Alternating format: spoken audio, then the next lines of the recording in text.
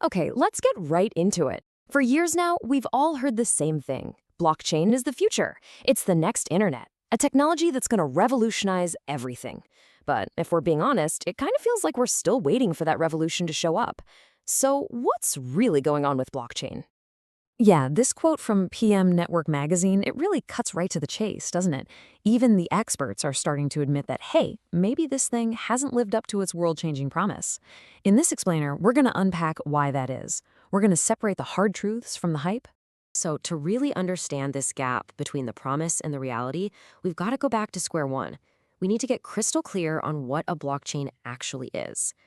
So for a minute, let's forget all about cryptocurrencies and NFTs and smart contracts. Let's just look at this simple core idea. At its heart, a blockchain is, well, pretty much what it sounds like, a chain of blocks. It's a data structure where you can only add new information to the end. Think of it like a literal metal chain. You can keep forging new links onto the end, but you can't just secretly swap out a link in the middle without breaking the entire chain that comes after it. That's because each block has a unique digital fingerprint, called a hash, that connects it permanently to the one before. So here's the play-by-play. It all starts with what's called a genesis block. That's the very first link in the chain. The next block that gets created contains that cryptographic fingerprint of the first block. Then the third block contains the fingerprint of the second, and so on and so on. This creates this incredibly secure chain where changing anything in the past would set off a domino effect and break everything that follows. Simple enough, right? Well, this is where that simple idea starts getting tangled up in some really big myths. All right, let's get to the real meat of it. We're going to take the biggest, boldest claims you hear about blockchain and put them to the test. We'll hold them up against the cold, hard, technical reality. And what's really fascinating here is how these myths don't just mislead us, they actually point directly to the technology's most fundamental flaws. Okay, myth number one, the idea that blockchain is an immutable ledger. A permanent record. A bank ledger is simple. It stores your final account balance. But a blockchain is more like a journal. To figure out your balance, the system has to go back and read every single transaction you've ever made. And more importantly, it's not actually immutable. After a massive $50 million theft on the Ethereum network, the famous DAO hack, the developers literally turned back the clock. They created a fork in the chain to undo the theft, proving that the ledger wasn't so permanent after all. The same thing happened back in 2013 when a bug split the Bitcoin network. Turns out, history can be rewritten. So what about security? This is the next big myth, that blockchain is just inherently secure. But see, blockchain is just a concept, an idea for how to structure data. It's not a security protocol. Its security depends completely on how it's built and who's managing it. And ironically, the public nature of these blockchains has made them these giant, glowing targets for hackers, leading to some of the biggest digital heists in history. Just take the absolute disaster at the Mt. Gox exchange. We're talking about $450 million worth of Bitcoin that just disappeared. Poof! And that's not a one-off. Then there was the Bitfinex hack, where another $72 million were stolen. These are not small glitches. These are catastrophic failures. So if it's not a great ledger and it's not automatically secure, what about its main job of just storing data? Well, software engineer Patrick McKenzie didn't pull any punches with this one. And this quote, as harsh as it sounds, it leads us right to the technical problems that make blockchain a really bad choice for almost any normal application. Let's just put this side by side for a second. A modern database? It's fast, it's indexed, it can handle tons of things happening at once. A Nakamoto-style blockchain is basically the exact opposite. It is painfully slow, you can't do things at the same time, and as we've already seen, its history isn't really permanent. The bottom line here is that for pretty much anything you'd want to do in a business, a regular old database is just infinitely better. And that brings up a really obvious question, right? Why on earth would anyone design a system with so many problems baked right in? Why would you intentionally build the world's worst database? The answer isn't a technical one. It's political. It's an ideology.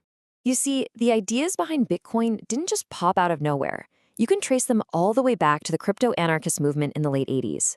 These guys saw cryptography as a weapon, a tool to weaken the power of the state. Concepts like proof of work, which is basically making computers solve hard puzzles to prove they're legitimate, were developed years before Bitcoin. Satoshi Nakamoto just packaged them all together. The goal was never efficiency. The goal was to create a system that no bank or government could ever control. And this quote from the manifesto just lays it all out on the table. all those inefficiencies in Bitcoin, the slowness, the complexity, the lack of a central authority, they aren't bugs. They are features. They are the necessary price you have to pay to get a censorship-resistant, irreversible payment system that lives completely outside of traditional power structures. But that anarchist dream, it comes with some very, very severe real-world costs. The design choices that are supposed to make it so liberating are the exact same ones that make it incredibly problematic and, frankly, unsustainable. First up, let's talk about the environmental cost, which is just staggering. That proof of work thing we mentioned, where computers solve puzzles, it forces a global network of computers to compete 24/7, burning an unbelievable amount of power. As you can see here, the Bitcoin network uses more electricity every year than entire countries. More than Ireland. More than 159 individual countries combined, in fact. It's an almost unimaginable energy waste. And what about the cost for the actual user? Remember, Bitcoin was supposed to be for small, casual payments. But the system just can't handle a lot of traffic, so when demand goes up, the fees, they just skyrocket. At one point, the average fee for one single transaction hit $26. You're not buying a cup of coffee with that. It's a system that has completely priced out the very people it was supposed to help. And to really put that scaling problem into perspective, just look at this comparison. The Visa network can handle up to 24,000 transactions every single second. Bitcoin is hard-coded to handle maybe 3 or 4 per second. It's not just a little slower, it is fundamentally not built for the scale of the modern world. It's like trying to replace a 6-lane highway with a single-lane dirt road. It just doesn't work. So after we strip away all the hype, all the buzzwords, what are we left with? It seems like we have this really clever piece of technology born from a radical political idea, but one that in almost every real-world application creates way more problems than it actually solves. And that brings us to this absolutely brutal verdict from Adi Shamir. And you have to understand, this isn't just some random critic. This is one of the guys who co-invented the RSA algorithm, the encryption that secures a huge chunk of the internet we use every day.